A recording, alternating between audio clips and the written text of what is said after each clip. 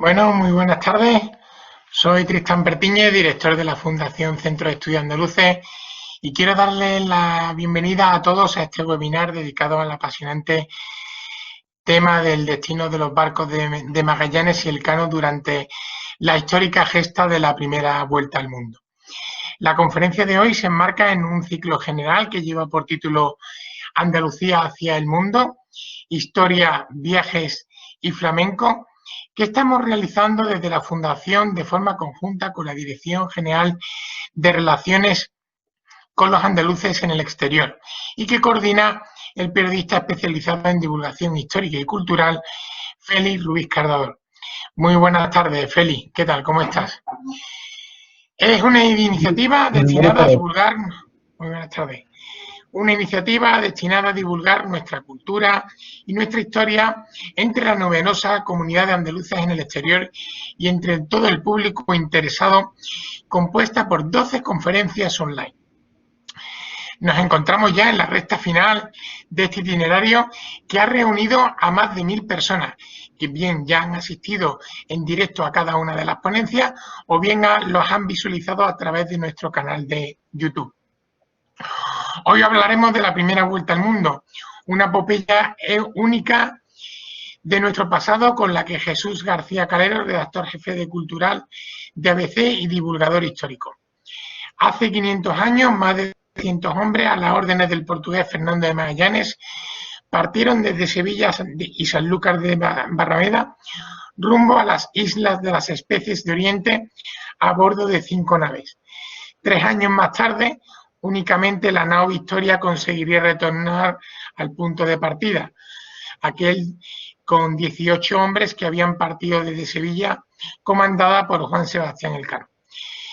¿Qué ocurrió en esa gesta? ¿Cuál fue el destino de estas naves? ¿Qué pasó con la nao Victoria? En fin, una historia, como todos sabemos, de miseria, de combates, de deserciones, de motines, hundimientos por medio, enfermedades de algunas circunstancias que se atravesaron y que hoy entrará seguramente a detallarnos Jesús.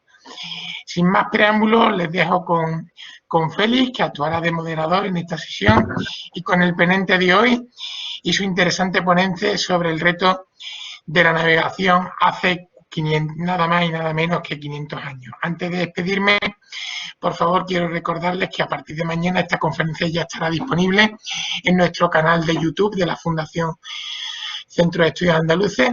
Invitarles a visitar también nuestra página web, donde encontrarán numerosos recursos relacionados con la investigación y la generación de conocimientos sobre Andalucía en el ámbito de la sociología, la economía o la historia.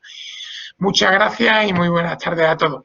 Por favor, Félix, cuando quieras tienes la palabra. Muchas gracias, Tristán. Muy buenas tardes. Lo primero, como siempre, dar las gracias, y más hoy que acabamos con uno de los 3 ciclos que hemos estado desarrollando. Hoy llegamos al final del ciclo en el que hemos estado recordando el viaje de Magallanes y Elcano, ese histórico viaje, para muchas personas el mayor viaje de la historia, ¿no? Sin duda uno de los mayores viajes de la historia. A través de 4 sesiones, y esta es la cuarta, y recordando también la vinculación hablaba Tristán, de Sanlúcar de Barrameda, Sevilla, la vinculación que tuvo Andalucía tanto con los preparativos, ¿no? Con el preparativo del viaje, como el apresto de la Armada, ¿no? Como el viaje en sí. Y el regreso, por supuesto. Dar las gracias a la Dirección General de Andaluces en el Exterior, y a la Fundación Centro de Estudios Andaluces, a sus 2 responsables, Amos García y Tristán, por impulsar esta jornada en unas circunstancias que no son las habituales, como todos sabemos, pero que creo que se están desarrollando con gran éxito y con mucho seguimiento, tanto en el directo como luego en los vídeos que se pueden ver en YouTube. Dar las gracias también a todas las personas que están siguiendo esta conferencia y a las distintas casas de Andalucía que conectan con ella o después la divulgan, en fin, y hacen que lleguen a muchas personas, no solo de Andalucía y de España, sino de muy diversos países. Como decía, este ciclo lo empezamos el año pasado, al final ya, en el mes de noviembre, con José Calvo Pollato, escritor e historiador, que nos estuvo hablando del contexto internacional y en especial de la tensa relación de España y Portugal en el momento en el que se prepara el viaje y los primeros compases, ¿no?, del reinado de Carlos I. Luego seguimos con la profesora, que fue una delicia, desde luego, historiadora académica, Enriqueta Vila, que nos estuvo hablando de la Sevilla a la que llega Magallanes y en la que se hacen los preparativos del viaje. La tercera sesión con Fernando Olmedo, estuvimos viendo la cartografía, una conferencia un carácter divulgativo que a mí por lo menos me resultó muy interesante. Y hoy llegamos al final pues con Jesús García Calero, redactor jefe de Cultura y Espectáculos del periódico ABC, al que para mí, pues bueno, considero que es una suerte tener aquí, porque más allá de su labor como periodista y escritor, es coautor del libro Don Juan contra Franco, una de sus pasiones, no diría su verdadera pasión, pero una de sus pasiones, es la historia naval y en general la historia y la arqueología, pero más concretamente la historia naval y el patrimonio arqueológico submarino.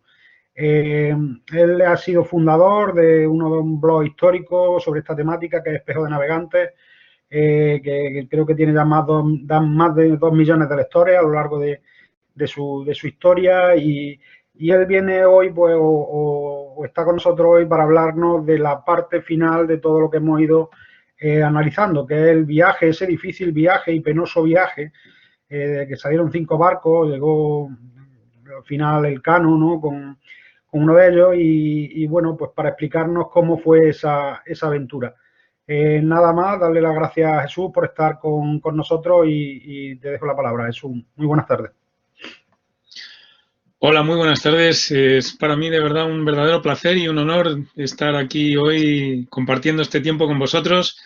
No tengo más que agradecimiento tanto al Centro de Estudios como a ti, Tristán, por tus palabras, y a ti, Félix, por supuesto, por la presentación tan elogiosa. He de confesar que, viendo todos los que me han precedido, empezando por José Calvo Pollato y Enriqueta, que son 2 autoridades en la materia, tengo que subrayar con mucho ahínco que yo soy solo un pobre periodista, soy solo un divulgador, pero que es verdad que llevo mucho tiempo ya dándole vueltas a la idea esta de la historia naval y a la idea del patrimonio naval, porque yo creo que siempre se ha dicho que España vive de espaldas al mar y hace mal, que cuando mejor hemos sido es cuando hemos mirado más de frente al mar. Pues pasa algo parecido con la historia. Cuando pienso en cómo valoramos de mal nuestra historia naval, pienso que estamos de espaldas al mar de nuestra historia.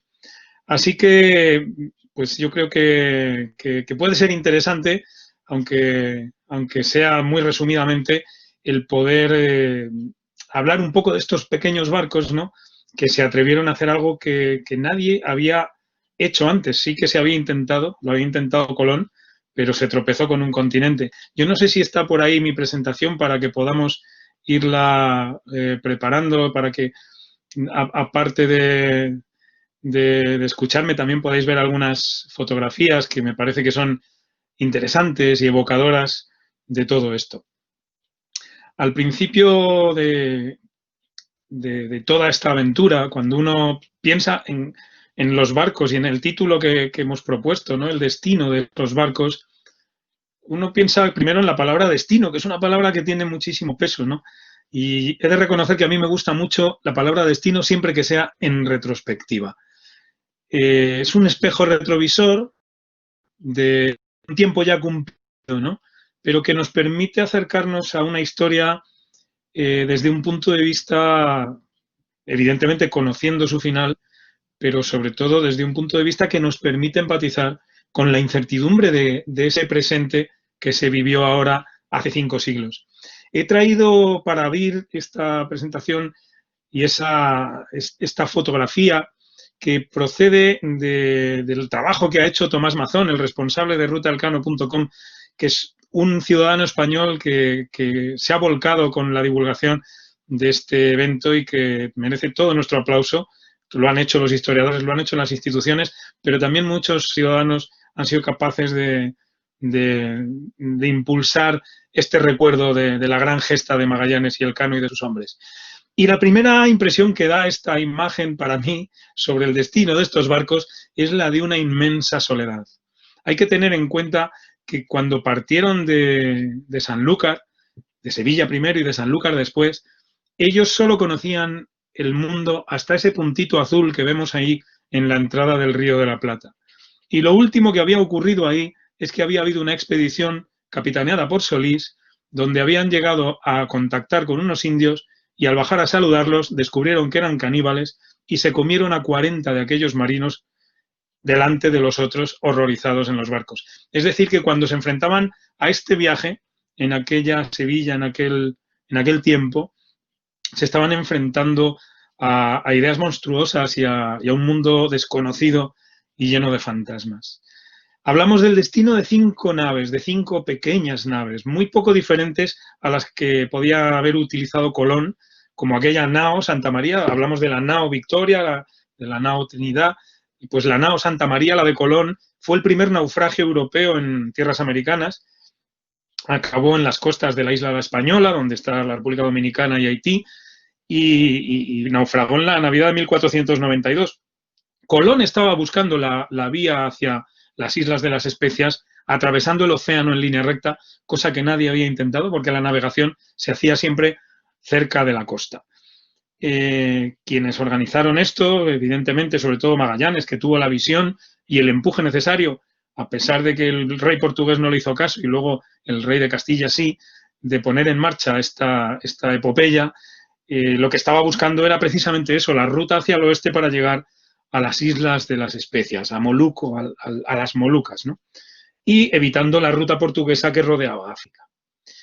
Hablamos del destino de unos barcos que forman una pequeña flotilla y que fueron comprados en Cádiz unos meses antes de que todo empezara, cuando el rey ordenó que se hiciera esa compra y se les proveyera de todo lo necesario para 2 años. Provisiones, bastimentos, que decían entonces, aparejos y armas, por supuesto, porque sabían que se iban a enfrentar a algunos peligros.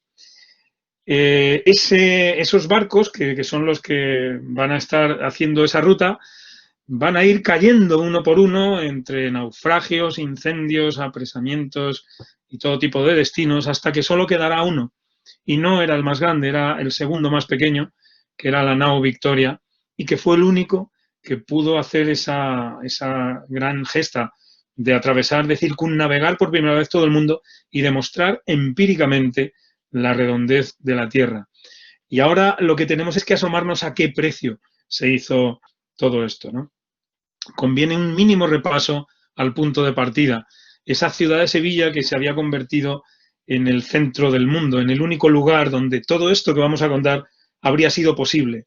Desde el viaje de Colón, en esa Sevilla hay un estallido de horizontes, digamos, hay una sed de horizontes inacabable. Todos los navegantes, todos los cosmógrafos que quieren hacer algo en el mundo se acercan allí porque saben que desde allí se están organizando los viajes a ese nuevo continente que nadie conocía, ¿no? Ese nuevo continente tiene una peculiaridad para el mundo, para la cosmovisión de aquella época, y es que habla de tierras y habla de gentes que no salían en el relato bíblico. Por primera vez habíamos ido más allá de lo que se contaba en la Biblia, y era muy interesante saber si aquellas personas pues eran seres humanos normales, si aquellas tierras eran tierras normales, ¿no?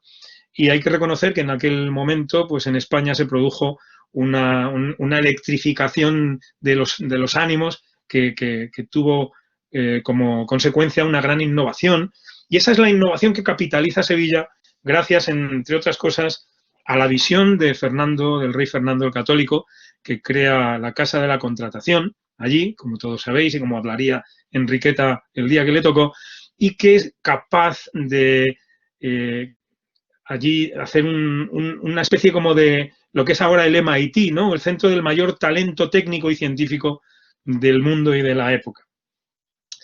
En ese cuadro que estábamos viendo, que es el cuadro de la Sevilla pintado a finales del siglo XVI por Sánchez Coello, se ven muchísimos detalles y da gusto acercarse un poquito, ¿no? Se ve un pontón hecho sobre barcas, muchísima gente, entretenimiento en las orillas, se ven galeras que eran los barcos con remo, ¿no?, de la época, se ve un astillero donde están limpiando o terminando de reparar un barco con calafates y todo esto. Era un hervidero de todo y un hervidero también de burocracia que hoy en día nos puede parecer algo de connotación negativa, pero que en aquel momento era la vanguardia de la organización, porque allí se estaban conjuntando desde los maestros artesanos en referentes a las naves y a su construcción y su reparación, a los cosmógrafos, a los técnicos que hacían instrumentos de navegación, a los cartógrafos, a los pilotos, a los propios marinos, ¿no? Era un hervidero, ahí se ve cómo cruzaban el Guadalquivir en barcas y mientras tanto había una especie como de parking en batería de naves, ¿no?, que es muy llamativo, o ese tráfico casi de atasco con las naves y las galeras, las naves mancas que no tienen remos y las galeras que están lanzándose cañonazos casi como si quien toca el claxon, ¿no?, para avisarse de que están allí, ¿no? Pues ahí es donde va a producirse el arranque del viaje. Se compran 5 naves en Cádiz. Se compran 5 naves que cada una está en un estado diferente, todas tienen que prestarse, hay reparaciones y podemos decir que estaba en las mejores manos. Allí se hizo un gran desembolso de dinero para que estuvieran perfectamente aprestadas, para que aguantaran un viaje llenísimo de incertidumbres. Esta gente sabía a lo que se iba a enfrentar, eran marinos profesionales, de hecho, costó llenar las naves de tripulación precisamente por la dificultad de este viaje. Incluso quienes buscaban el sustento sabían que había viajes más fáciles y menos peligrosos, pero al final, en unos 4 meses, estaban listas, estaban preparadas y en aquel agosto del año 1519 todo empezó a correr. Vamos a conocerlas levemente. Empezamos por las más grandes, la nao San Antonio, que tenía un porte de 120 toneles, era muy maniobrable, de hecho es la más marinera probablemente, es la que Magallanes envía, cuando llega al estrecho, por fin al estrecho de Magallanes, es la que envía a reconocer las angosturas, porque se mueve muy bien.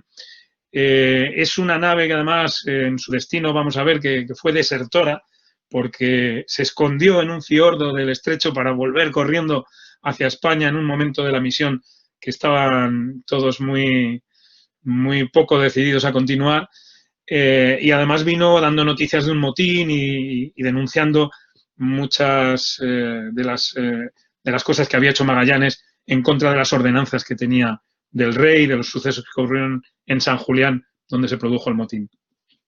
Seguimos por las nao Trinidad y Concepción. La nao Trinidad es la segunda más grande, con 110 toneladas. Era una nave ya muy baqueteada, la tuvieron que arreglar mucho, pero es la elegida por el porte que tiene como nave capitana por Magallanes y va a tener un periplo que casi merecería una aventura aparte. Yo creo que lo que más tenemos que tener en cuenta de este viaje es que cada pequeño episodio debería tener un libro y una película y lo vais a ver porque realmente está lleno de pequeñas gestas que hicieron la mayor. Luego está la nao Concepción, que es la tercera, que tenía un porte de 90 toneles, nada más, y que, bueno, pues esta también tuvo un triste destino ya en el Pacífico, pero fue acompañando durante toda la navegación del Pacífico a la expedición. Llegamos a la gran victoriosa, a la nao Victoria, a la que le pusieron el nombre precisamente por la Virgen de la Victoria, en Sevilla. Tenía 85 toneles, era bastante discretita de tamaño, era la segunda más pequeña de toda la flotita y solo superaba a la Santiago, que tenía eso, un poquito menos, ¿no? La nao Santiago es la más pequeña, que tenía 70 toneles y, bueno, pues con esas 5 naves aprestadas y perfectamente marinadas, como se decía en ese lenguaje marino, se hicieron a la mar sabiendo que tenían que ir mucho más allá de América. Habían llegado, como digo, las expediciones hasta el Río de la Plata con aquella cruentísima expedición de Solís y más allá no sabían qué se iban a encontrar. Ellos, sobre todo Magallanes, que tenía la visión y tenía la confianza, pensaba que enseguida iba a encontrar un paso al Mar del Sur, que se llamaba así porque se descubrió en Panamá, orientado al sur, y una vez que pasaban al Mar del Sur, sabiendo más o menos las medidas de la Tierra, calculaban dónde estarían las islas de las especies, y como se ve, Magallanes poco después hizo sus cálculos para llegar a esas latitudes. Pasado el Río de la Plata, llegan a la parte final, a la parte sur del continente americano. Han pasado el Atlántico, han pasado calmas chichas, donde de repente Magallanes se encerraba, no contaba las cosas, se genera mucha desconfianza. Está Cartagena, nombrado por el rey casi como un comando, un co-capitán de la expedición, hay desconfianza entre ellos. Esto empieza, digamos, a generar muchas inquietudes. Han pasado muchos meses, llegan ahí, no encuentran la abertura del estrecho que tienen prometido, está echándose encima el invierno austral y hay un momento en el que empiezan a oírse las voces de que hay que volver a España, hay que volver a aprovisionarse y regresar con otras fuerzas y en otro momento, porque va a ser muy difícil lo que tienen por delante. No saben lo difícil que iba a ser.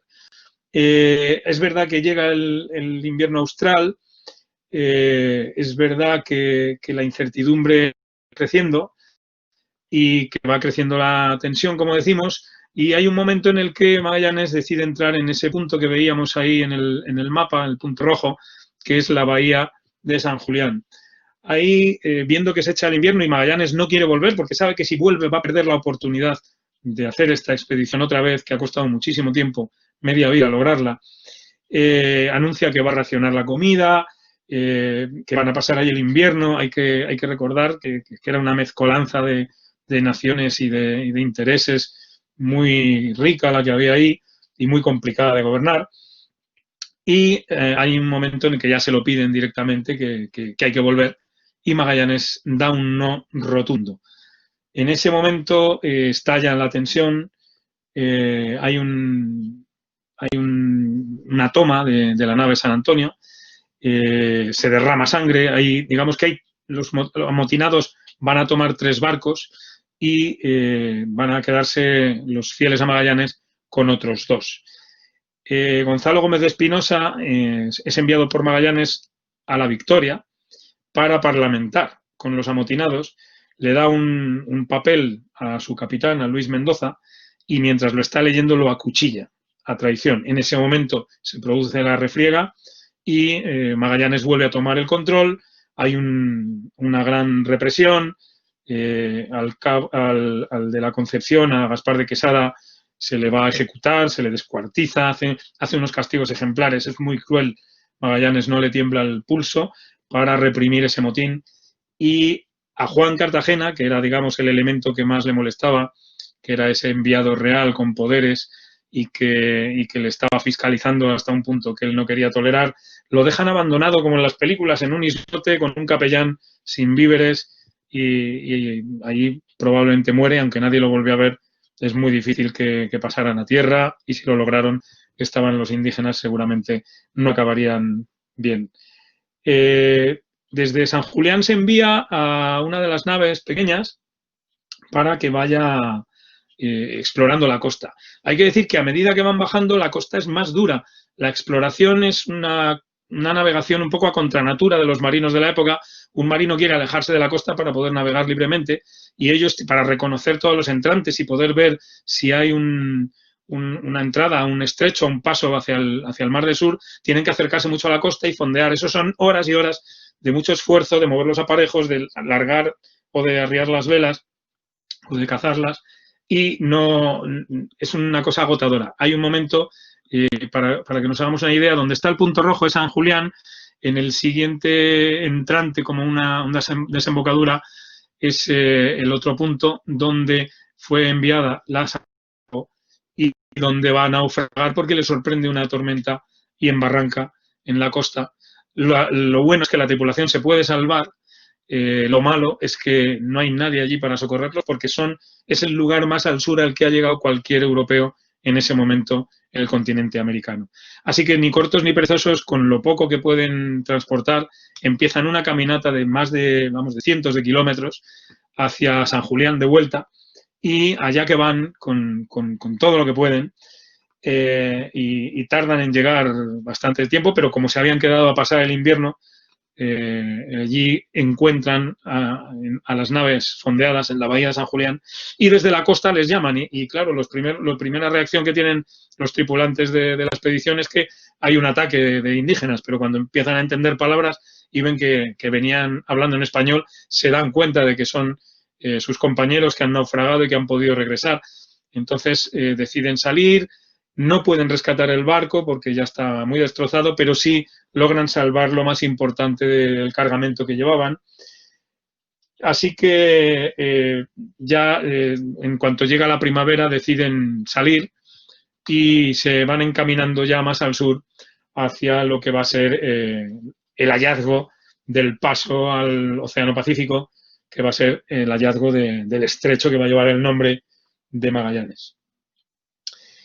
Hay que tener en cuenta que están muy gastados ya, han sido muchos meses de navegación, han pasado un invierno muy difícil con muy pocas provisiones, han tenido un naufragio, han caminado más de 100 kilómetros, han estado, en fin, cortos de alimento fresco, y hay un momento en el que empiezan a darse cuenta de que les quedan muchas dificultades.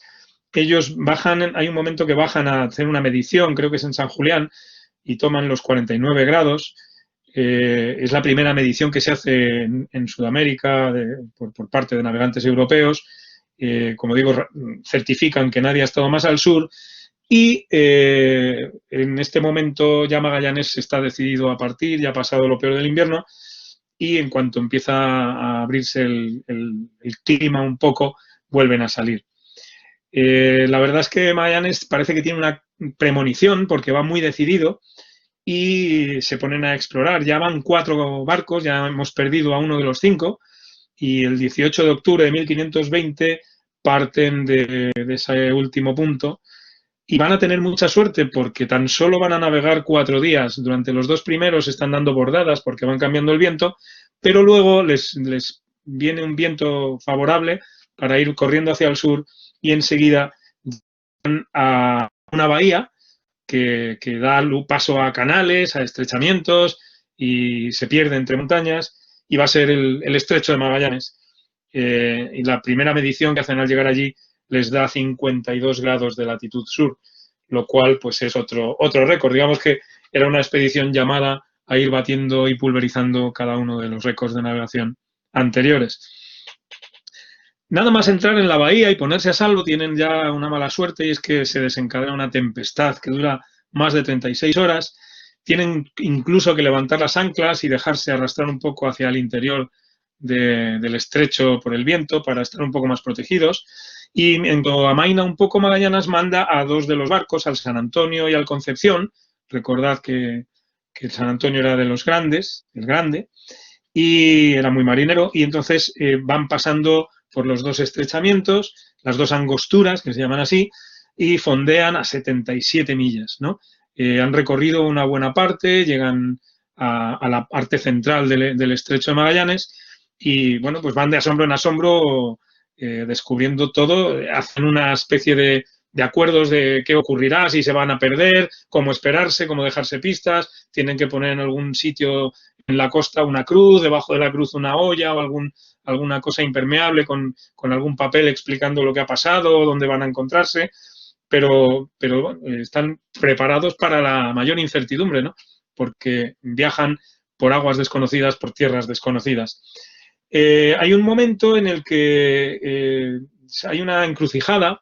Cuando ya han pasado, si veis el mapa, las 2 primeras angosturas, yo no sé si se verá más en el siguiente, han pasado la primera y la segunda angostura, han llegado hasta esa isla, y cuando bajan hacia el sur hay una encrucijada, hay un doble canal, digamos. Uno que va más hacia el sureste y otro que es el codo que luego va a parar hacia el Pacífico, evidentemente, que va a ser la ruta del estrecho. Entonces Magallanes decide dividir la flota y manda otra vez al San Antonio a la Concepción, en el que sale más hacia el sur, y el San Antonio de repente pone todas las velas, sale a toda velocidad, a todo lo que le da el trapo y el viento. Y Concepción se queda un poco detrás, intenta seguirle, y no es el entusiasmo lo que lleva precisamente a quienes están gobernando esta nave, sino probablemente la idea de lo que van a hacer después, aprovechar cuando llega la noche y esconderse en uno de los fiordos que se ven ahí abajo, esos pequeños entrantes que se ven, para hacer como que se pierden, aguantar allí unos días y poner rumbo de vuelta a España. Hay un cambio de mando en la nave, se le quita el mando al capitán que había, Álvarez Mezquita, que era primo de Magallanes, toman el mando otros navegantes castellanos y deciden volverse hacia España, con tan mala suerte que, como estamos diciendo, es la nave más grande y es la que más provisiones de alimentación y de todo tipo tenía, con lo cual, digamos que la deserción es una muy, muy mala noticia para la expedición, se desmoralizan mucho cuando lo saben, porque pierden buena parte de todos los bastimentos y todas las provisiones. Mientras tanto, Magallanes con las otras naves intenta continuar la exploración de ese segundo brazo. Mientras les esperan a los otros pensando que van a volver, mandan una chalupa, un pequeño barco a remos, le dan, digamos, provisiones para 4 días. Él ya entra por el brazo de salida que vemos ahí, llegan hasta un punto donde ven una montaña bastante alta y ni cortos ni perezosos esos hombres que llevan ya todo lo que llevan encima, se bajan de la chalupa y se ponen a escalar la montaña, y desde esa montaña, desde lo alto, nevada y fría en aquellas latitudes, pueden atisbar la salida de ese canal hacia el Pacífico y, por tanto, vuelven corriendo para dar noticia de que han encontrado el paso hacia el mar del Sur. Hay que decir que cuando la San Antonio regrese a España, que será en mayo de 1521, los nuevos capitanes, los castellanos, van a contar todo lo posible malo de Magallanes. Van a decir que se había cargado a Cartagena, que evidentemente había sido muy cruel, que no había acordado con los capitanes como el rey le obligaba todas las maniobras, sino que las hacía porque sí. Y tiene la fortuna, digamos, el otro capitán, el primo de Magallanes, de guardar los documentos que han estado escribiendo a bordo de los barcos, porque los barcos también llevaban su burocracia. El escribano ha estado tomando declaración de todos los hechos y, por tanto, al llevar el que era capitán de esa nave la versión contraria, la de que ha habido un motín y la de que lo que ha hecho Magallanes ha sido reprimirlo, pues no toman las medidas en la corte que podrían haberse pensado que tomarían si hubieran tomado por buena la palabra de estos, digamos, desertores. En fin, llegan las naves que han quedado en el estrecho, llegan al final. Aquellos hombres que escalaron la montaña con las pocas fuerzas que tuvieran o con las muchas, van a regresar a donde están todos y ya encaminan, afrontan la entrada en el Pacífico. Es un mar prácticamente infinito, es casi la mitad de la Tierra. No podemos pensar que no sabían dónde se metía Magallanes, porque el rumbo que va a llevar va directamente para tomar el Ecuador a la altura que él pensaba que estaban las Molucas. Luego es verdad que la medida no era exacta y las Molucas estaban mucho más lejos. Por lo tanto, hay un momento ahí que él también se va a descorazonar un poco, se va a desmoralizar y empieza a buscar. Pero sin duda ninguna, la entrada en el Océano Pacífico es uno de los grandes hitos de la navegación y de este viaje, el haber encontrado ese paso que evitaba, desde luego, bajar hasta el Cabo de Hornos, que sería la ruta alternativa durante siglos. En el Pacífico se van a encontrar esas 3 naves, porque ya hemos perdido 2, se van a encontrar prácticamente en soledad, en un infinito océano, en el que apenas van a ver durante esa travesía 2 islas, en la que cada vez se van a quedar con menos alimentos, en la que van a llegar a comerse el cuero que rodea los palos en la parte baja, o en la que se van a pagar sumas considerables de ducados por una rata, por poder comer algo de proteína, en la que la galleta, que es el alimento que llevan, que es como las regañás, es un pan cocido doblemente, se ha convertido en los gusanos que se lo han comido y es lo que tienen que comer, y en la que el agua que están bebiendo es tan maloliente que cuesta mucho beberla. Empieza el escorbuto, empiezan las enfermedades, estaban ya muy tocados, pero lo que pasa en la travesía del Pacífico es digno de otra película, digno de otra novela, como cada episodio, como la subida a la montaña de aquellos hombres sin la ropa adecuada, sin calzado, helados, como el motín, como todo lo que está ocurriendo en este viaje. En esa ruta que toma Magallanes oblicua hacia las Molucas directamente, llegan hasta el Ecuador y pasa el Ecuador, y cuando yo creo que él ve que no ha llegado a donde él pensaba que tenía que llegar, empieza a girar un poco hacia el sur.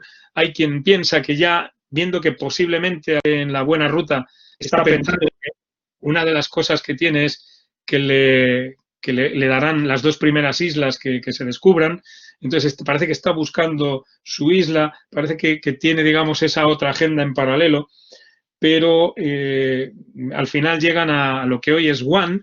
Allí empiezan a esperanzarse un poco más, tienen encuentros con los indígenas, en principio amistosos, intercambian sobre todo el metal, que allí no lo conocen, o no lo tienen, sí lo conocen, pero no lo tienen una palabra, pero no tienen objetos. Y hay un momento en el que hay un altercado en una de las naves, en la cubierta, y unos indígenas salen corriendo y se llevan un esquife.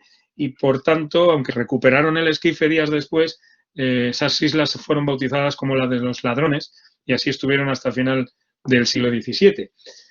Los barcos, lógicamente, después de toda esta travesía de 2 océanos y de todo lo que han pasado y de los climas, sabiendo que existe los famosos moluscos llamados la broma, que atacan a la madera, sabiendo que llevan ya 2 años casi de navegación, pues están ya muy tocados, lógicamente, estaban muy bien al salir, pero ya van estando un poco tocados.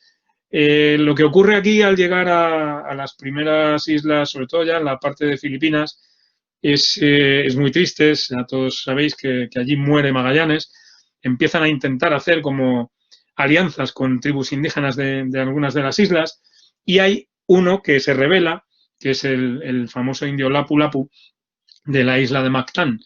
Y ese indio va a ser el que provoca una batalla en la que Magallanes se involucra, tomando una decisión absolutamente errónea, que deja a la expedición sin capitán, que deja muchos muertos, y que va a conducir al tocar fondo de esta expedición, porque ya sin capitán es una expedición perdida, ya casi ni se empiezan a no acordarse ni de a qué han ido allí al otro lado del mundo, ¿no?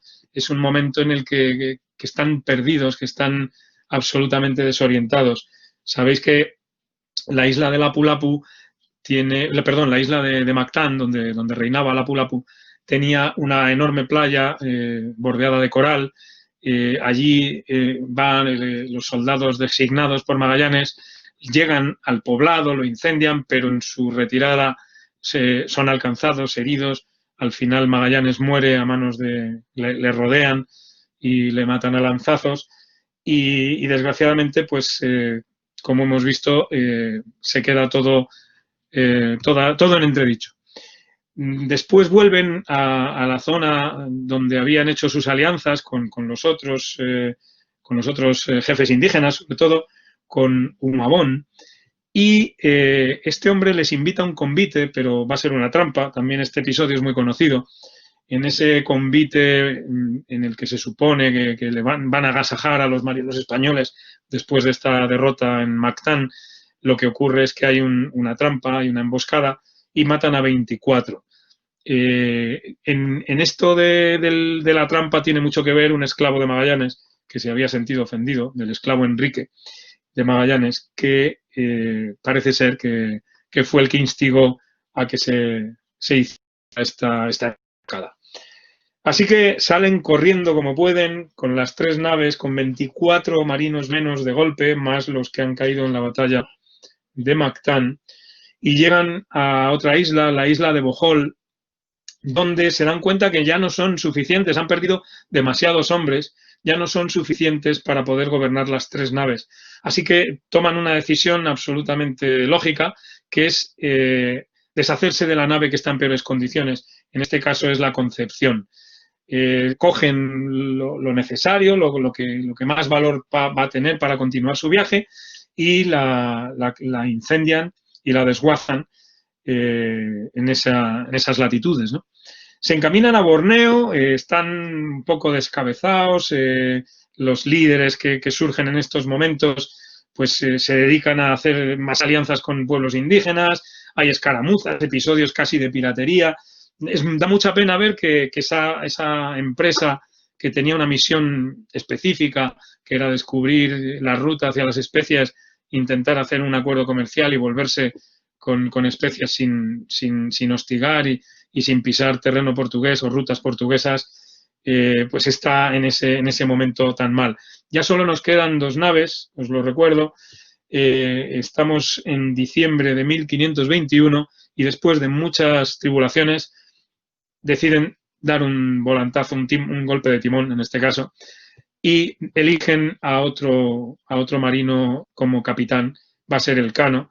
Es un marino vasco, como sabéis, muy bregado en otros viajes, un gran técnico y un gran marino, como va a demostrar, capaz de hacer probablemente la mayor gesta marítima de toda la historia, que se cuenta tan fácilmente como decir que con esa nave tan pequeña que llevaba ya todo lo que llevaba, fue capaz de hacer 12.800 millas náuticas de un golpe prácticamente, y en una nave desvencijada absolutamente, y llegar con 18 tripulantes a Sanlúcar de Barrameda con vida. Pero todavía tiene que atravesar medio mundo y todavía tenemos 2 naves. Allí está también la Trinidad, como recordaréis. Así que lo que están intentando en el momento que llega Elcano es retomar la agenda. Vamos a Molucca, vamos a comprar clavo, vamos a llenar las bodegas y vamos a volver a España. Eso es lo que hace, eso es lo que él es capaz de liderar, y lo logran, y hay un momento en el que ya lo deciden volver y van a partir desde Tindore, van a partir de vuelta a España. Pero nada más salir tienen un problema, y es que la nave de la Trinidad hace agua. Es un grave problema porque están 2 días buscando la vía de agua y no lo logran. Así que la única decisión que pueden tomar es separarse. Deciden quedarse a reparar la vía de agua, tardarán 4 meses en hacerlo, y la no Victoria decide volver a España, pero por decisión del Elcano lo hará por la ruta del oeste. Es decir, no se atreve a volver, cree que no van a tener ni fuerzas ni los vientos necesarios, saben de lo que están hablando, para poder regresar por ahí. E intenta volver por la ruta portuguesa que rodea África, pero sin hacer de costa a costa, sino haciendo una ruta directamente desde Tidore hasta el Cabo de Buena Esperanza. 7.000 millas, así para empezar a hablar. La nave Victoria, sabéis todos que tenemos una réplica, bueno, ya hay varias réplicas, se está haciendo otra ahora mismo en Sevilla, maravillosa. Y la verdad es que si tenéis oportunidad, yo os diría que o la visitéis, o si podéis incluso naveguéis en ella. Suelen hacer estos viajes. Yo hice uno con el pintor Ferrer Dalmau, estamos ahí los dos en una fotografía. Yo creo que nadie se puede hacer a la idea del calibre de esta gesta hasta que no pone los pies en la cubierta de esa réplica. Es una nave pequeña, es una nave frágil.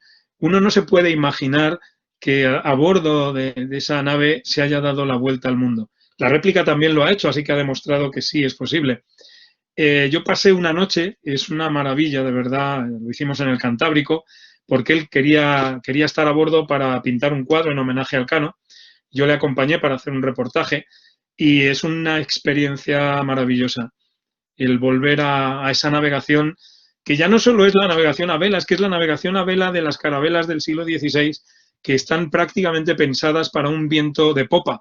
No pueden, como las naves posteriores o como los galeones, ceñir el viento o cerrarse un poquito al barlovento. No, es imposible. Prácticamente solo funcionan con el viento de popa o lateralmente por las aletas de estribor o de babor. Es de verdad muy recomendable, es toda una experiencia. Yo, si queréis, el reportaje en el que escribí esa experiencia está disponible en la web de ABC, os invito a leerlo porque es muy bonito. El cuadro que pintó Ferrer Dalmau, que se llama Fuimos los primeros, es para mí la foto que resume precisamente la gesta del Elcano, ¿no? Es el momento en el que se separan las dos naves. Ahí al fondo vemos la Trinidad, que ha tenido que quedarse porque tiene una vía de agua, va a tardar 4 meses, va a tener su propia epopeya, merece su propia película, tendría que tener su propia novela, y los tripulantes de la nao Victoria largan velas y se tienen que ir. Les esperaron durante un día para que escribieran cartas a sus familias, para poder llevarlas, misión que cumplirán, y se separan allí en Tidore, y el Elcano pone rumbo al oeste, pero como digo, sin tocar tierra hasta él quiere llegar hasta Sanlúcar directamente. No va a poder porque no le dan las fuerzas ni las provisiones, pero va a llegar hasta Cabo Verde, lo cual es una verdadera brutalidad, porque además no es que vaya por el mar Mediterráneo, sino que va a llegar a los 40 Rugientes, que es una zona que incluso en el siglo XIX era muy difícil para los clippers, que son las naves a vela más marineras que se han construido a lo largo de la historia, las que hacían las rutas comerciales de los mares del sur. Vamos a ver cómo vamos de tiempo, vamos bien. Estamos saliendo con los tripulantes de la nao Victoria de camino a lo que va a ser su ruta. Dejadme que avance por aquí para que lo veáis. Salen de ahí al norte de Australia y hacen toda esa ruta que vemos por el Índico hacia el Cabo de Buena Esperanza. Se pasan allí semanas luchando contra corrientes, tienen que acercarse a la costa con mucho peligro porque saben que en el momento que se acerquen a la costa los portugueses han mandado una flota para apresarlos o hundirlos y tienen que salir huyendo en todo momento.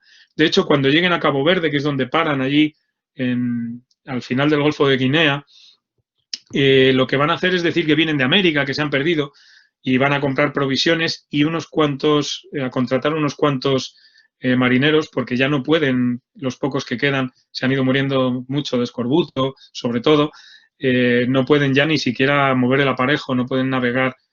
Así que uno de ellos va a pagar con clavo, allí eso les delata y tienen que salir corriendo para volver a España.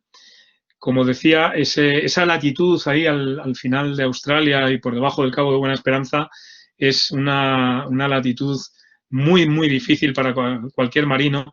Él además no tenía precisamente los vientos a favor, en muchos momentos tuvo que ir dando bordadas, fue una navegación muy penosa en la que desde luego probablemente ningún otro marino de la época habría sido capaz de hacerlo. Volvemos a Tidore para hablar un poco de la Trinidad. La Trinidad, hemos dicho que se quedó allí con la vía de agua, 4 meses de reparaciones hasta que lo lograron, y sus tripulantes eran 55 marinos bravos y aguerridos que habían pasado, como todos los que habían llegado hasta allí, verdaderamente las de Caín. Y deciden intentar volver hacia Darién, que es en ese momento lo que ellos conocían como costa en el Pacífico, esta parte de Panamá. Lo intentan y lo intentan con una buena intuición, que es subir hacia el noreste con la intención de coger los vientos que mucho tiempo después servirán a Urdaneta para hacer el tornaviaje desde Filipinas hasta Acapulco. Llegan a la latitud necesaria, pero tienen una vez más el infortunio, la mala suerte que tuvo la Trinidad en todo momento. Cuando llegan allí, un tifón, unas tormentas, les devuelven. No pueden repostar, están luchando contra los elementos y al final, en el retorno de esta especie de lazo que hacen hacia el suroeste, son apresados por los portugueses. Desgraciadamente, la mayor parte de ellos van a morir.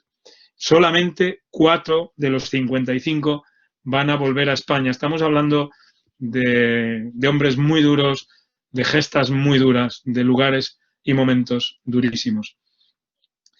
Solamente 4 volverán años después de que se firme también el Tratado de Zaragoza, por el cual al final las islas de las Especias pasan a Portugal, se acaba la pugna, y la pobre nave, la Trinidad, acabará desguazada delante de un fuerte portugués, y de hecho sus maderas son utilizadas para la fortificación, y sus tripulantes, como digo, detenidos, muertos, ejecutados, y alguno trasterrado hasta años después que llegará a España.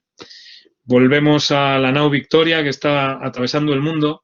Cuando llegan a Cabo Verde hay un hecho fundamental, y es que en Cabo Verde ellos tienen el día en el que están en el cuaderno de bitácora. Lógicamente, en todos los barcos se apunta. Pero cuando llegan a Cabo Verde hay un día de diferencia.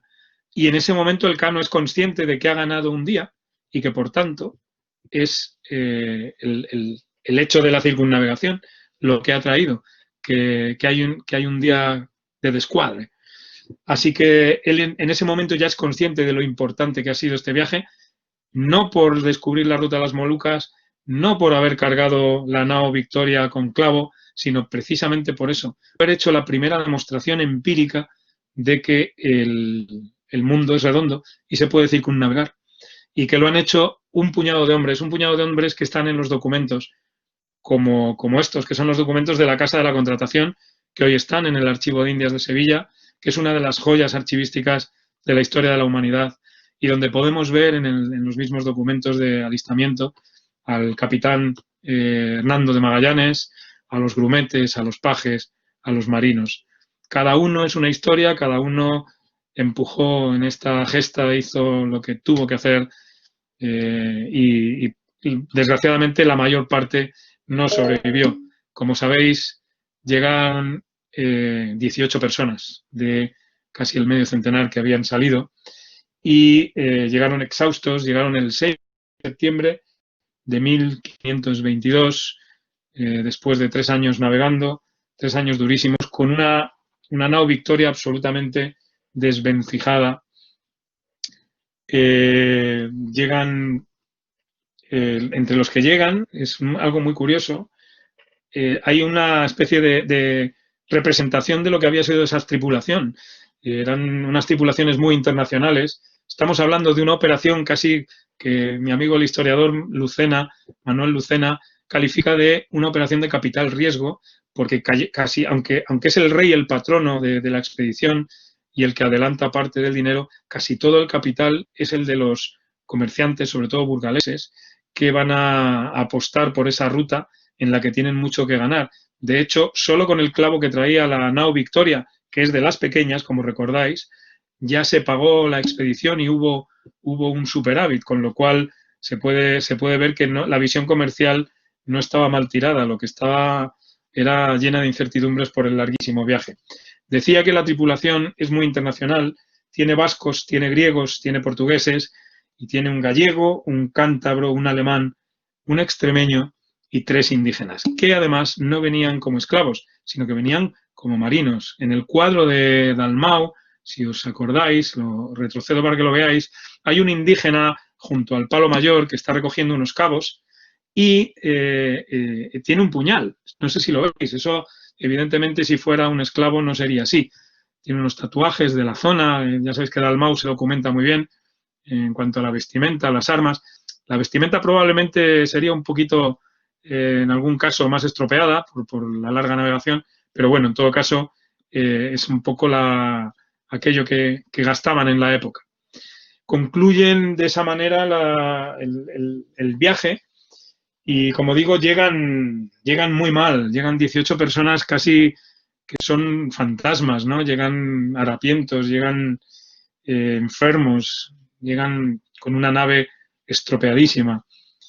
Y, sin embargo, muy conscientes de que lo que han hecho es muy importante, lo primero que va a hacer el Cano cuando llegue es reclamar en una carta al emperador precisamente ese hallazgo de que se ha circunnavegado el mundo. de que somos los primeros que hemos demostrado empíricamente que el mundo era redondo. Y, lógicamente, van a cumplir la promesa que habían hecho al salir. Van a ir inmediatamente en procesión a ver a la Virgen de la Victoria, que daba nombre al único barco que ha sobrevivido. Tal vez ese era el destino, tal vez era la señal, como digo, visto desde ahora, visto retrospectivamente, tiene una enorme grandeza contemplar lo que hicieron y lo que sufrieron. Pero no solo los hombres, hay que terminar la historia de los barcos, y para terminar la historia hay que ver qué ocurrió con la nao Victoria.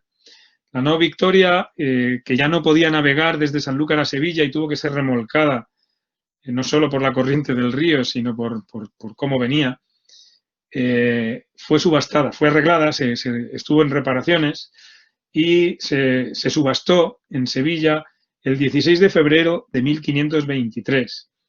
Lo compró un comerciante genovés, Esteban Centurión, y pagó por ello unos 285 ducados por ella, por la nave.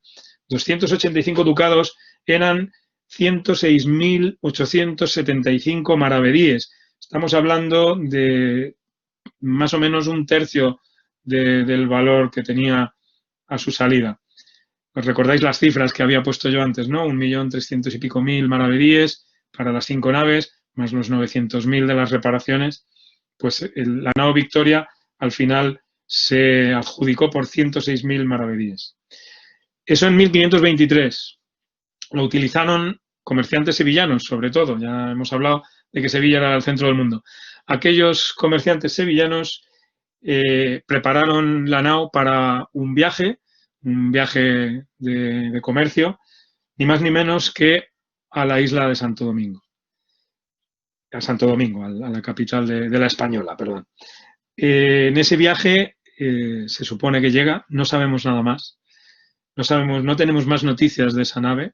Es casi como el Argo de los argonautas. Es que es mucho más que el Argo de los argonautas. Al final los argonautas eran unos griegos que se adentraron en el Mar Negro.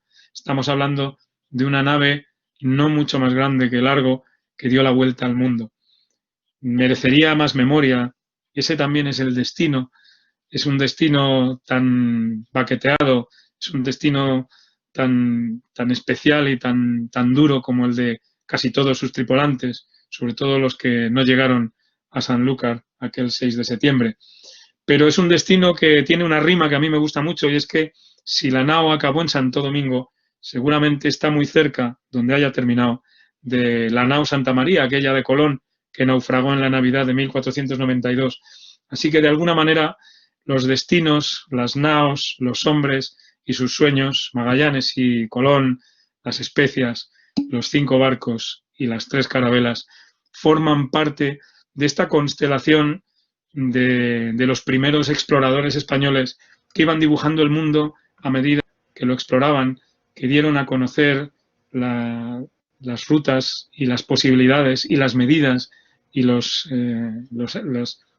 incoincidencias en el calendario, de tal manera que abrieron las puertas del mundo moderno en unas pocas décadas, desde la última década del siglo XV a las 2 primeras del siglo XVI.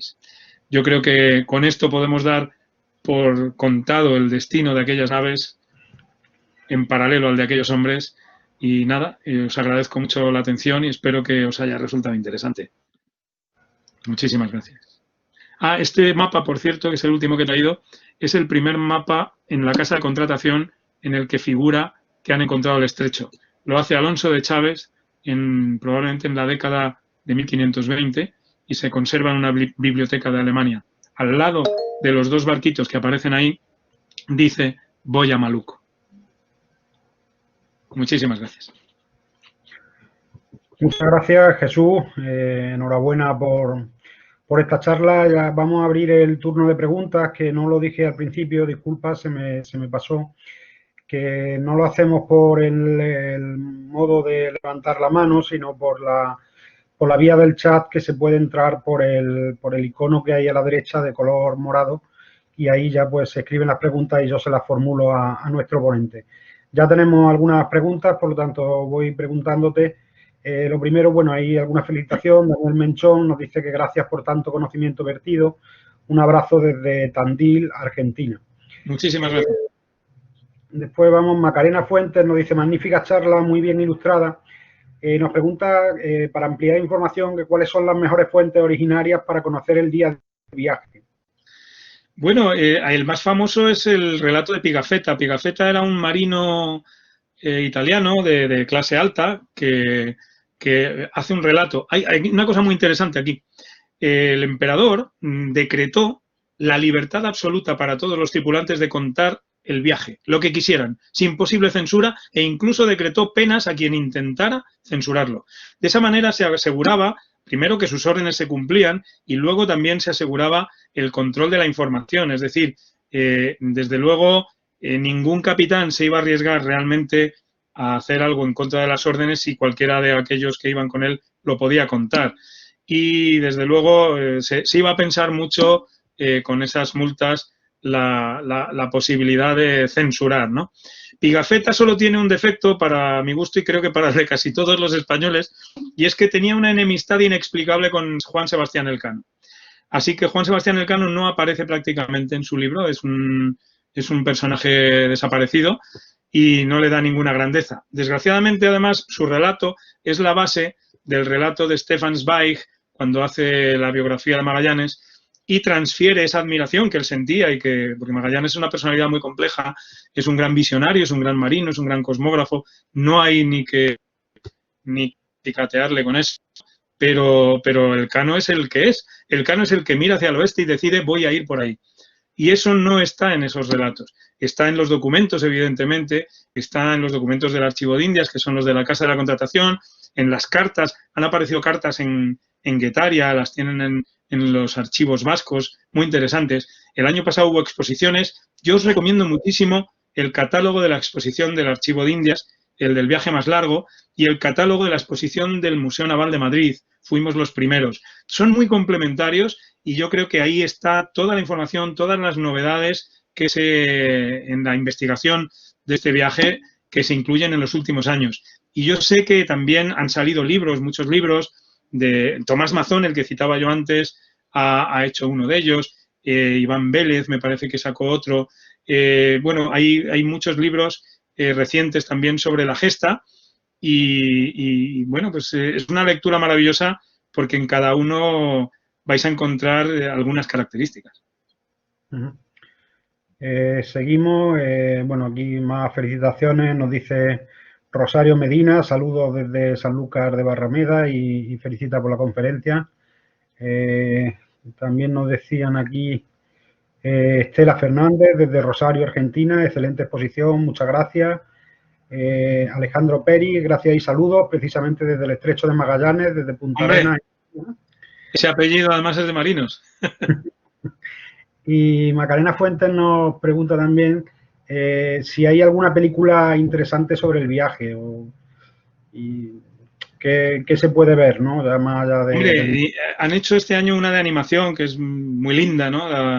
Para reivindicar un poco a un público juvenil la historia del Cano, pero en realidad, ¿no? En realidad, como siempre en nuestra historia, yo perdonadme, pero es que llevo muchos años luchando contra esto y me da mucha pena. Yo cuando veo Master and Commander digo, ¿cómo es posible que no tengamos algo parecido en España? Yo sé que rodar en el mar es complicado, sé que una producción así es difícil. Hay intentos, ha habido algunos intentos, había en marcha alguna serie posible. Yo no sé si esto va a ir ya a buen puerto, ojalá termine yendo, pero es que ¿qué historias mejores vamos a contar que las de estas expediciones, ¿no? Las de todos los marinos del siglo XVIII. Es necesario que nuestro cine también aporte y bueno, en estos momentos con las plataformas, con las coproducciones que se están haciendo, como se ha visto con Cortés, con una coproducción de una serie con México o otras series históricas como la serie de Isabel, que tantísima afición ha despertado a ambos lados del Atlántico, porque es que cada personaje, y la reina desde luego lo es en grado sumo, cada personaje de esta época está lleno de perfiles interesantes, está lleno de cosas que debemos contar y que nos explican de dónde venimos y por qué somos como somos y el mestizaje del que hemos partido, ¿no? Y también probablemente explican incluso nuestros fantasmas nacionales. Uh-huh. Ana Ruiz pregunta que qué fue, aunque algo se ha apuntado, qué fue de la nao Victoria y si participó en otras expediciones. No, ya no participó en ninguna expedición, se quedó en ese comercio que he comentado y en un viaje a Santo Domingo se pierde su pista. Debería ser una reliquia. Los griegos sí tuvieron a Largo puesto en dedicación a los dioses, pero nosotros no supimos hacer lo mismo con la Victoria, desgraciadamente. Así que es una pena. También Ana Ruiz nos pregunta que cómo era la vida a bordo, que dónde comían, dormían, escribían. La vida a bordo es durísima. Mira, antes cuando he hablado de cuando estuvimos Ferrer Dalmau y yo en esa travesía de un par de días navegando por el Cantábrico, ahí es donde te das cuenta que tú no sobrevivirías ahí. Primero porque ese barco iba atestado de gente con la bodega llena. En la bodega no entraba nadie. Ahí iban las provisiones, ahí va todo lo importante, estaba guardado con armas. Entonces los marineros tenían que estar en cubierta. Y la cubierta, la parte seca, es muy poquita. Es la que hay debajo del castillo de popa. No hay más parte cubierta. Ahí caben 5 o 10 personas. Así que dormían en la cubierta a la intemperie. Hay que tener en cuenta que estas cubiertas tienen unos agujeros a la altura del suelo de la cubierta, por si entra agua para que salga, evidentemente. Se llaman los imbornales. Bueno, pues cuando hay una ola de 2 metros en una nao como la nao Victoria, entra agua por los imbornales. Así que probablemente quienes estuvieran durmiendo cerca de esa zona de las bordas, de los laterales, estarían siempre mojados. Y eso hay que tener en cuenta que no estábamos hablando del Caribe, estábamos hablando del Estrecho de Magallanes y de esas aguas australes heladas, con tempestades, y además no tenían los materiales que tenemos ahora, ni tenían impermeables, ni nada parecido. Tenían mantas impregnadas con cera, con las que se cubrían, y las capas que pudieran ponerse de ropajes para poder enfrentarse al frío. Realmente, si añades a eso el tema del agua, el tema de la comida, que sí que he citado de pasada, ¿no? Hay que reconocer que no parecen de nuestra raza, parecen de otra raza. Para ir acabando, otra pregunta que nos hace Penélope. Nos dice que si sabe algo de usted sobre el museo de la expedición que decían que estaba previsto abrirse en la antigua fábrica de artillería de Sevilla. No sé si tienen algún conocimiento de este proyecto. Yo de eso todavía no he oído. Sé que estaban haciendo la nueva réplica, sé que había varias iniciativas y falta un año todavía para el cierre de este centenario. Desgraciadamente nos ha pillado la pandemia en medio, y claro, se ha parado prácticamente todo. Sí que había una expedición de marinos veteranos en un velero de la Fundación AING que estaban emulando el viaje y que era muy interesante lo que estaban haciendo, pero desgraciadamente han tenido, me parece, que parar porque con la pandemia no aceptaban en los puertos a nadie, ¿no? Y todos los países han tenido etapas en las que han estado cerrados los puertos. Incluso nuestro buque escuela, Juan Sebastián Elcano, en la navegación anual este año pues está teniendo sus vicisitudes al respecto, ¿no? Me imagino que están teniendo todas las precauciones sanitarias, se tendrán que hacer pruebas en cada puerto, etcétera, etcétera. Sí, en lo mismo, vamos, ya la dos respuestas. Jorge preguntaba que si tenía alguna información sobre cómo seguir por internet la expedición que estaba emulando el viaje, ¿no? La que, como nos dice, ha tenido la de aquí está, sí. Que suspenderse. Pues nada más, lo demás ya son felicitaciones a Ana Ruiz, gracias Jesús, y nos dice que eran heroicos sin duda, y la verdad que sí, que estaban hechos de otra pasta, ¿no? Al hombre contemporáneo, ¿no? Cuando uno se imagina, de verdad, a bordo de la réplica, pasarse 3 años ahí sin el mapa, sin saber a dónde vas, sin saber si te van a comer, si vas a naufragar, sin comida, sin agua, sin ropa. Enfermedades, dolores de muelas sin... Sí. Así es. En fin, imaginárselo da miedo, ¿no? Bueno, y lo único, para terminar, recomendar 2 cosas, de verdad, si queréis inmediatamente que se pueden navegar. El reportaje que yo hice con Ferrer Dalmau sobre la navegación a bordo, que yo creo que ahí se cuenta un poquito estas impresiones, un poco mejor, más por escrito. Y también hicimos un podcast muy chulo de la exposición del Archivo de Indias, que dura una hora y pico, en la que los especialistas del Archivo de Indias van contando todos los detalles de cómo se embarcaba, de lo que llevaban a bordo, de cómo pelearon, de todo a lo largo de una hora, entre 3 personas que conocen al dedillo todos los documentos. Es una gozada oírlo. Se titula, es un podcast de ABC que se titula como aquella exposición, El viaje más largo. De verdad, muy recomendable. Precisamente Macarena, sobre el cuadro de Ferrer Dalmau, nos preguntaba que dónde se puede ver, que si está puesto en el Museo Naval de Madrid. Ahora mismo está puesto en la Sala González Ayer, que es el camarote del patronato, que se llama también. Es un camarote precioso que parece un habitáculo de una nave.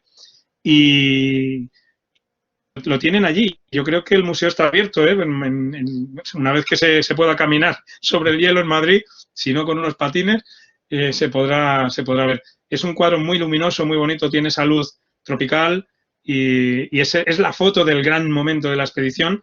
El tío tuvo mucho ojo al elegir el momento que pinta, que es el momento de la decisión de voy a ir por el oeste. Pues muy bien, pues ya acabamos. Como te digo, ya más felicitaciones, María Elena, que nos le da la enhorabuena desde Córdoba, la Córdoba Argentina. Ah, qué bonito. Estuvimos allí en el Congreso de la Lengua. Un saludo muy afectuoso. Y nada más, después te pasaré todas las felicitaciones. Y nada, darte las gracias, ¿no?, por estar con nosotros esta tarde, despedir ya este ciclo del 500 aniversario de la salida, ¿no?, que fuese un tiempo atrás, pero bueno, todavía estaban en el viaje, ya mismo afrontaremos el 500 aniversario del regreso. Y nada, emplazar, bueno, dar las gracias a toda la gente que ha estado conectada, desde las casas de Andalucía, el Visto de Barcelona, la Casa de Andalucía del País Vasco, de Baracaldo, en Argentina, en Chile, en fin, muchas casas de Andalucía que, como en otras sesiones de este ciclo, pues se han interesado y han conectado. Nada más, emplazar que de las 12 webinars que programamos desde el Centra con la Dirección General de Andalucía en el Exterior, solo queda ya una, que será el día 20, es la del ciclo que hemos dedicado al flamenco, de Rocío Márquez, la cantaora, que nos hablará pues de su experiencia del flamenco desde dentro y su teoría sobre el flamenco y la emoción. Esa será el día 20 y con eso acabaremos.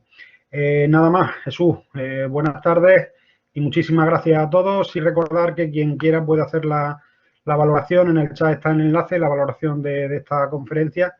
Y nada más, hasta próximas citas, Jesús, y recomendar a todo el mundo que lo sigan en sus reportajes de ABC y también en el blog de Espejo de Navegantes, que la verdad que para cualquier aficionado a la historia naval es una maravilla. Muchísimas gracias, buenas tardes y que pase la nieve pronto y podáis salir a la calle también. Eso, que podamos volver a navegar. Muchísimas gracias a todos, de verdad. Un abrazo fuerte. Feliz tarde. Igualmente.